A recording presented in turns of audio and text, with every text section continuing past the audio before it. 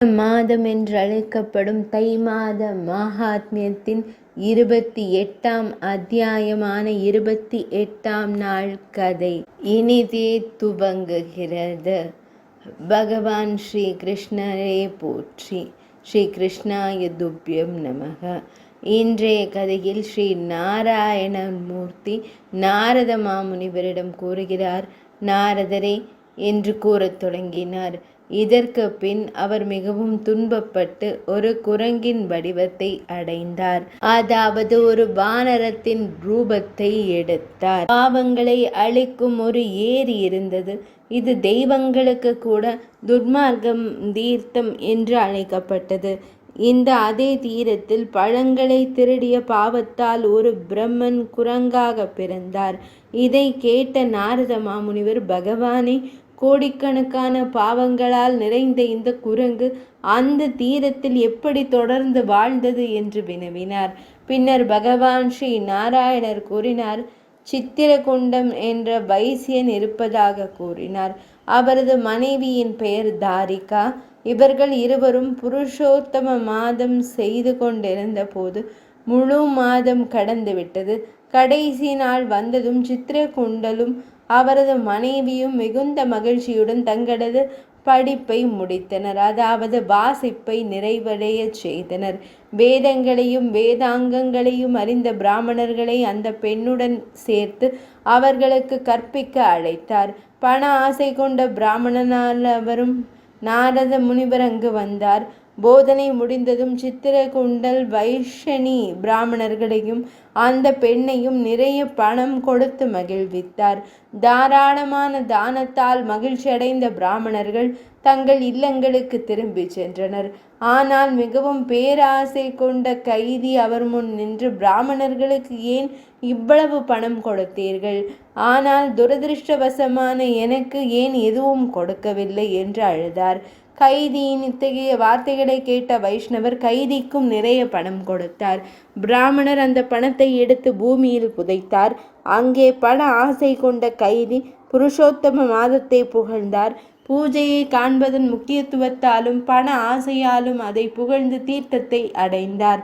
இந்த கதையை கேட்ட பிறகு நாரத மாமுனிவர் நாராயணர் பகவானிடம், பிரம்மனே, குளிர்ந்த நீர், கணேசையா மற்றும் அழகான மரங்களால் அலங்கரிக்கப்பட்ட அந்த காட்டில் தங்கியதற்கான காரணம் என்ன என்று கூறுங்கள் என்றார். பின்னர் நாரத மாமுனிவர் கூறினார். ஸ்ரீ ராமச்சந்திர பகவான் கடலில் பாலம் கட்டி சிவபக்தனான ராவணேஸ்வரன் ராவணனை கொன்ற போது தெய்வங்களான பிரம்மதேவர், பகவான் ஸ்ரீ மகாவிஷ்ணு, தேவேந்திரன் மற்றும் அனைத்து தேவர்களும் மகிழ்ச்சி அடைந்து பகவான் ஸ்ரீ ராமச்சந்திர மூர்த்தியிடம் ஒரு வரம் கேட்க கோரினார்கள். இதனை செவிமடுத்ததும் தேவர்கள் அமிர்தத்தை பொழிந்து அனைத்து குரங்குகளையும் மீண்டும் உயிர்ப்பித்தனர். மீண்டும் உயிர் பெற்ற பின்னர் அனைத்து குரங்குகளும் ஜெய் ஜெய் ஜெய் என்று கத்த ஆரம்பித்தனர்.